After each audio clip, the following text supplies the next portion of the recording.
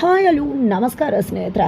ಮೀನಾ ನಂದಕುಮಾರ್ ಅವ್ರನ್ನೇ ಬೆಚ್ಚು ಬೀಳಿಸ್ತಿದ್ದಾಳೆ. ಏನಪ್ಪ ಇದು, ನಂದಕುಮಾರ್ನೇ ನಡುಗಿಬಿಸಿಬಿಟ್ಲ ಮೀನಾ. ಇತ್ತ ಕಡೆ ಅಮ್ಮು ಅಪ್ಪನ ಕೈಗೆ ರೆಡ್ ಹ್ಯಾಂಡ್ ಆಗಿ ಸಿಕ್ಕಿ ಬೀಳ್ತಿದ್ದಾಳೆ. ಹಾಗಾದ್ರೆ ಏನಾಯ್ತು, ಏನು ಕತೆ, ಎಲ್ಲವನ್ನ ಕೂಡ ತಿಳ್ಕೋಬೇಕು ಅಂದ್ರೆ ಈಗಲೇ ನಮ್ಮ ಈ ಚಾನಲ್ನ ಸಬ್ಸ್ಕ್ರೈಬ್ ಮಾಡಿ, ಹಾಗೆ ಒಂದು ವಿಡಿಯೋವನ್ನು ಪೂರ್ತಿಯಾಗಿ ನೋಡೋದನ್ನು ಯಾವುದೇ ಕಾರಣಕ್ಕೂ ಕೂಡ ಮರಿಬೇಡಿ.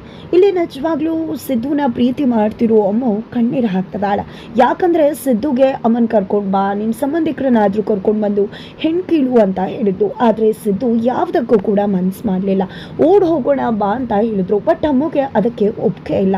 ಈ ಕಡೆ ಸಿದ್ದುನ ಪ್ರೀತಿ ಮಾಡಿ ಅವನ ಮರೆತು ಬೇರೆ ಯಾರು ನಾವು ಮದುವೆ ಆಗೋದು ನಿಜವಾಗ್ಲೂ ಕೂಡ ಅಮ್ಮಗೆ ತುಂಬ ಅಂದರೆ ತುಂಬ ಕಷ್ಟ ಆಗ್ತದೆ. ಬಟ್ ಅನಿವಾರ್ಯವಾಗಿ ಆಕೆ ಮಾಡಬೇಕಾಗಿರೋದು ಅಪ್ಪನ ಮಾತನ್ನು ಉಳಿಸ್ಕೊಳ್ಳೋದು, ಮನೆ ಮರ್ಯಾದೆಯನ್ನು ಕಾಪಾಡ್ಕೊಳ್ಳೋದು. ಹಾಗಾಗಿ ಆ ಕಡೆ ಸಿದ್ದುನು ಮರೆಯೋಕ್ಕಾಗದೆ, ಈ ಕಡೆ ಅಪ್ಪನಿಗೂ ಮೋಸ ಮಾಡೋಕ್ಕಾಗದೆ ನಿಜವಾಗ್ಲೂ ಸಂಕಷ್ಟದ ಪರಿಸ್ಥಿತಿಯಲ್ಲಿ ಸಿಕ್ಕಿಬಿದ್ದಾಳೆ. ಜೊತೆಗೆ ಕಣ್ಣೀರನ್ನು ಕೂಡ ಹಾಕ್ತಿದ್ದಾಳೆ. ಎಲ್ಲದರ ನಡುವೆ ಅಮ್ಮು ಮದುವೆಯಿಂದಾಗಿ ಗಿರಿಜಾಗೆ ನೋವಾಗ್ಬೋದು, ತೊಂದರೆ ಆಗ್ಬೋದು. ನಿಜವಾಗ್ಲೂ ಅಮ್ಮು ಮದುವೆಗೆ ಹೋಗೋಕೆ ಆಗ್ತಿಲ್ಲ ಅಂತ ತನ್ನ ಹೆಂಡತಿ ಕಷ್ಟಪಡ್ಬೋದು, ಸಂಕಟ ಪಡ್ಬೋದು, ಅವಮಾನ ಅನುಭವಿಸ್ಬೋದು ಅಂತ ಯೋಚನೆ ಮಾಡಿದಂಥ ನಂದಕುಮಾರ್ ಅವರು ಅವರ ಹೆಂಡತಿಯನ್ನು ಅಮ್ಮು ಮದುವೆಗೆ ಹರಕೆ ಹೊತ್ತದೆ ಅಲ್ವಾ, ಹಾಗಾಗಿ ನಿನ್ನ ಸೊಸೆ ಮತ್ತು ವಲ್ಲಭ ಜೊತೆ ಹೋಗಿ ಹರಕೆ ತೀರಿಸ್ಬಾ ಅಂತ ಹೇಳಿ ಕಳಿಸ್ಬಿಟ್ಟಿದ್ದಾರೆ. ಆದರೆ ಇಲ್ಲಿ ಅವರೇನೋ ಹೋದ್ರು, ಮನೇಲಿ ಅಡುಗೆ ಮಾಡೋದು ಯಾರಪ್ಪ ಅಂದರೆ ಅಡುಗೆ ಮಾಡ್ತಿದ್ದಾಳೆ. ಆದ್ರೆ ಅಣ್ಣ ಮಾಧವ ಹಾಗೆ ಮಾವ ಸುಂದ್ರ ಇಬ್ರು ಕೂಡ ಬೇಡ ನಾವು ಬರ್ತೀವಿ ತಾಯಿ ಅಂತ ಹೇಳ್ತಿದ್ರೆ ಯಾರು ಕೂಡ ಬರ್ಬೇಕಾಗಿಲ್ಲ. ನಿಜವಾಗ್ಲೂ ಅಡುಗೆ ಮಾಡ್ಬೇಕಾದ್ರೆ ಗಂಡಸರು ಇರಬಾರ್ದಂತ ಎಡವಟ್ ಮಾಡ್ಬಿಡ್ತಾರಂತೆ. ಅಮ್ಮ ಯಾವಾಗ್ಲೂ ಹೇಳ್ತಿರ್ತಾಳೆ, ನಾನು ನೋಡ್ಕೊಂಡು ಅಡುಗೆ ಮಾಡ್ತಾ ಇದ್ದೀನಿ, ಸಕ್ಕದಾಗಿ ಮಾಡ್ತೀನಿ, ಎಲ್ಲರೂ ಕೂಡ ಹಾಡಿ ಹೋಗ್ಲೇಬೇಕು, ಅಷ್ಟು ಚಂದ ಅಡುಗೆ ಮಾಡ್ತೀನಿ ಅಂತ ಹೇಳ್ತಿದ್ದಾಳೆ. ಬೇಡಮ್ಮ ತಾಯಿ, ಯೂಟ್ಯೂಬನ್ನು ನೋಡಿಕೊಂಡು ಅಡುಗೆ ಮಾಡಿಬಿಡ್ವೆ, ಜಸ್ಟ್ ಮೊಸರನ್ನ ಕೊಟ್ಬಿಡ್ಬೇಕಾದ್ರೆ ತಿಂದು ಬಿಡ್ತೀವಿ ಅಂತ ಮಾಧವ ಹೇಳ್ತಾರೆ. ಏನಿಲ್ಲ, ಸೂಪರ್ವಾಗಿ ಅಡುಗೆ ಮಾಡ್ತೀನಿ, ನೀವು ಸುಮ್ಮನೆ ಹೋಗ್ತಾ ಇರಿ ಅಂತ ಹೇಳಿ ಕಳಿಸ್ಬಿಡ್ತಾಳೆ. ನಂತರ ಯೂಟ್ಯೂಬನ್ನು ನೋಡಿಕೊಂಡು ಮಸ್ತಾಗಿ ಅಡುಗೆ ಮಾಡ್ತಾಳೆ. ಇಲ್ಲಿ ಮುತ್ತಿನ ಮಗಳು ಅಂತ ಹೇಳ್ಬೋದು. ತದನಂತರ ಎಲ್ಲರೂ ಕೂಡ ಬಾಯಿ ಚಪ್ಪರಿಸ್ಕೊಂಡು ಹೊಟ್ಟೆ ಹಸವನ್ನು ಇಟ್ಕೊಂಡು ಡೈನಿಂಗ್ ಟೇಬಲ್ ಮೇಲೆ ಕೂತಿದ್ರೆ ಮಗಳು ತಂದ ಊಟವನ್ನು ಬಡಿಸಿದಂತಹ ಮಗಳನ್ನ ನೋಡಿದ್ದೆ ಆರಾಮಾಗಿ ಊಟ ಮಾಡೋಕ್ಕೆ ಮುಂದಾಗ್ತಾರೆ.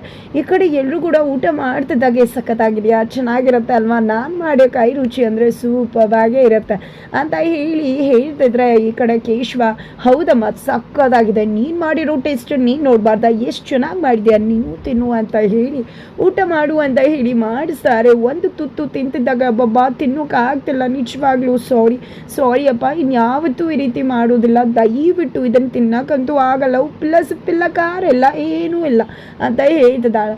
ಜೊತೆಗೆ ಯಾಕರು ಎಲ್ಲ ಕೂಡ ಆಡ್ಕೋತಿದ್ರ, ಅವಳು ಅಷ್ಟಾದರೂ ಮಾಡಿದಾಳೆ ಅಂತ ನಂದಕುಮಾರ್ ಅವರು ಹೇಳ್ತಾರೆ. ಈ ಕಡೆ ಸುಂದ್ರ ಏನಪ್ಪ ಮಾಡೋದು, ಹೊಟ್ಟೆಗೆ ಅಯ್ಯೋ ನನ್ನ ಹೊಟ್ಟೆ ಹಸ್ವಾಗ್ತಿದೆಯಲ್ಲ ಅಂತ ಹೇಳ್ತಿದ್ದಾಗೆ ಸರಿ ಆಯಿತು, ಎಲ್ಲರೂ ಕೂಡ ಉಪ್ಪಿಟ್ಟು ತಿಂತೀರಾ ಅಲ್ವಾ, ನಾನು ಹೋಗಿ ಉಪ್ಪಿಟ್ಟು ಮಾಡ್ತೀನಿ ಅಂದಾಗ ಏನು ಉಪ್ಪಿಟ್ಟ ಅಂತ ಸುಂದ್ರ ಅವರು ಮತ್ತು ಕೇಶವ ಹೇಳಿದಕ್ಕೆ, ಏನು ಉಪ್ಪಿಟ್ಟು ಅಂತ ಹೇಳ್ತಿರೋದು, ಉಪ್ಪಿಟ್ಟಷ್ಟು ಸುಲಭವಾಗಿ ಯಾವುದನ್ನು ಮಾಡೋಕ್ಕಾಗೋದಿಲ್ಲ, ಅದನ್ನು ತುಂಬ ರುಚಿಯಾಗಿ ಮಾಡಿದ್ರೆ ಅದರಷ್ಟು ತುಂಬ ಟೇಸ್ಟಿಯಾಗಿರೋ ಊಟ ಕೂಡ ಇಲ್ಲ ಅಂತ ಹೇಳಿದೆ. ನಂದಕುಮಾರ್ ಅವರು ಒಬ್ಬರೇ ಹೋಗಿದ್ದೆ ಉಪ್ಪಿಟ್ಟನ್ನು ರೆಡಿ ಮಾಡೇ ಬಿಡ್ತಾರೆ.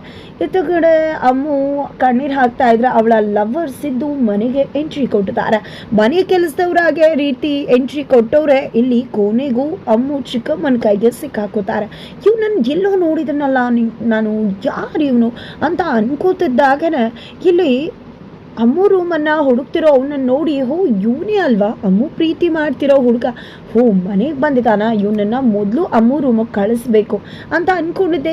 ಏನಪ್ಪ ಇದು, ಎಲ್ಲ ಕೂಡ ಇಲ್ಲೇ ರೆಡಿ ಮಾಡ್ತಿದ್ರಲ್ಲ, ಹುಡುಗಿ ರೂಮಲ್ಲಿ ಯಾರಾದರೂ ರೆಡಿ ಮಾಡಬೇಕಲ್ವ, ಹೋಗಿ ಅಮ್ಮು ರೂಮಲ್ಲಿ ರೆಡಿ ಮಾಡಿಬಿಡಪ್ಪ ಅಂತ ಅಮ್ಮು ಲವರ್ಗೆ ಹೇಳ್ತಾರೆ.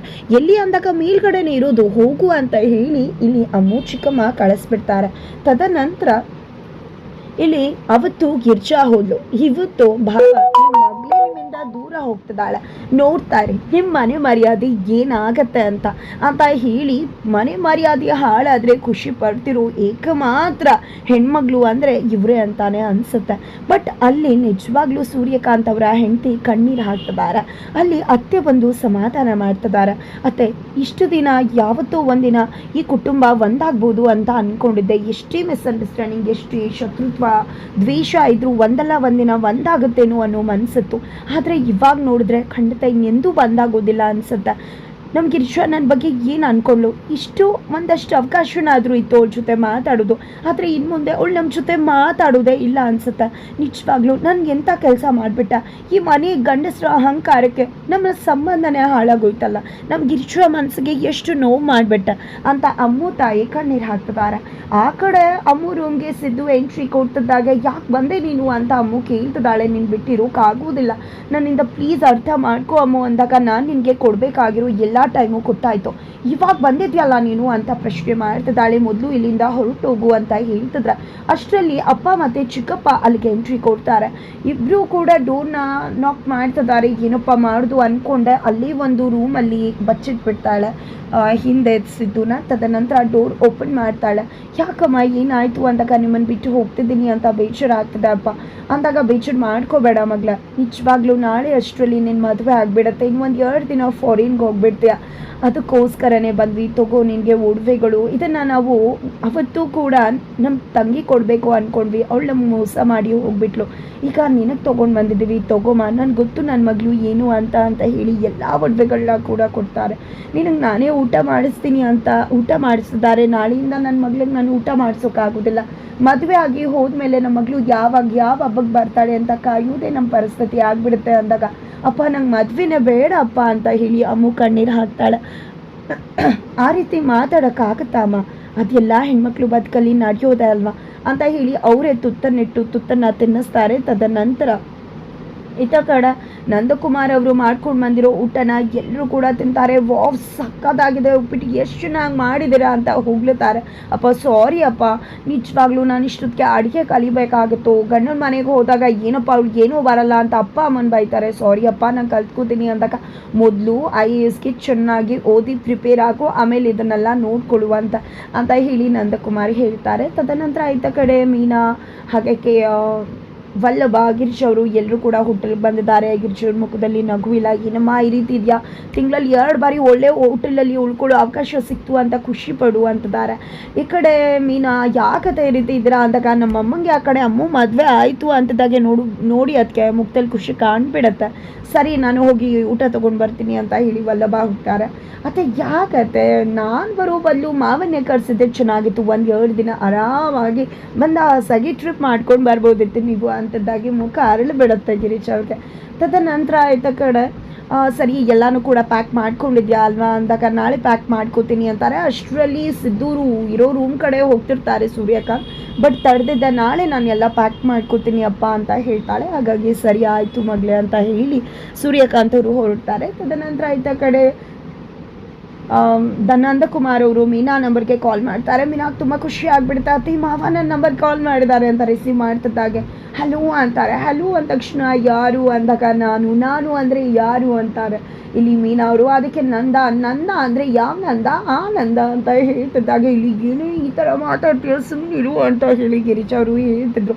ಮಾವನ ಗೋಳಿ ಕೂತಿದ್ದಾರೆ ಮೀನಾ. ಇದು ಎಲ್ಲದ್ರ ಜೊತೆಗೆ ಖಂಡಿತವಾಗ್ಲೂ ಆ ಕಡೆ ಮಗಳು ಮನೆಯವರ ಜೊತೆ ಮದುವೆ ಮನೆಗೆ ಹೊರಟಿದ್ದಾರೆ. ಖಂಡಿತ ಮದುವೆ ಮನೆಯಿಂದ ಸಿದ್ದು ಜೊತೆ ಪರಾರಿ ಆಗ್ತಾಳೆ ಒಡವೆಗಳ ಜೊತೆ. ಇದರ ನಂತರ ಖಂಡಿತವಾಗ್ಲೂ ಅಮ್ಮು ಸಿದ್ದು ಮದುವೆ ಆಗೋದಲ್ಲ, ಅಮ್ಮು ವಲ್ಲಭನ ಮದುವೆ ಆಗುತ್ತೆ. ಬಟ್ ಹೇಗೆ ಎಂತೂ ಇದು ಎಲ್ಲವನ್ನ ಕೂಡ ತಿಳ್ಕೋಬೇಕು ಅಂದರೆ ಈಗಲೇ ನಮ್ಮ ಈ ಚಾನಲ್ನ ಸಬ್ಸ್ಕ್ರೈಬ್ ಮಾಡಿ, ಹಾಗೆ ಮುಂದಿನ ವಿಡಿಯೋಗೋಸ್ಕರ ವೇಟ್ ಮಾಡೋದನ್ನು ಯಾವುದೇ ಕಾರಣಕ್ಕೂ ಕೂಡ ಮರಿಬೇಡಿ.